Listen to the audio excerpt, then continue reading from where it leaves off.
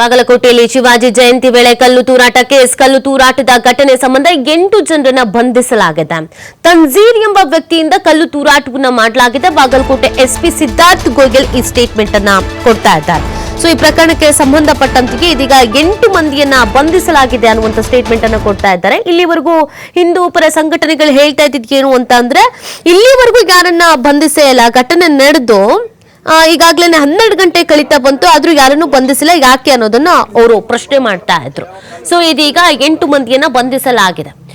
ಹಿಂದೂ ಯುವಕರು ಕುಣಿತಾ ಇದ್ದ ವೇಳೆ ಕಲ್ಲು ಎಸೆದಿದ್ದಂತ ಆರೋಪಿ, ಮಸೀದಿಯಲ್ಲಿ ಇದ್ದ ಕಲ್ಲು ಎಸೆದಿದ್ದ ಆರೋಪಿ, ಬಳಿಕ ಮಸೀದಿಯಿಂದ ಚಪ್ಪಲಿ ಎಸೆದಿರುವಂತಹ ಆರೋಪಿಗಳು ಕರ್ತವ್ಯಕ್ಕೆ ಅಡ್ಡಿಪಡಿಸಿದ ಹಿನ್ನೆಲೆ 8 ಜನರನ್ನ ಬಂಧಿಸಲಾಗಿದೆ.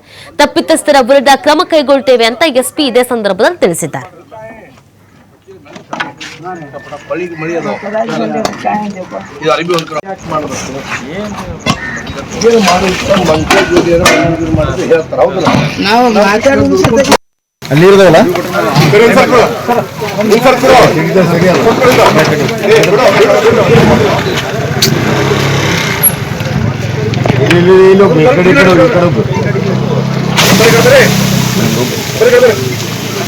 दिन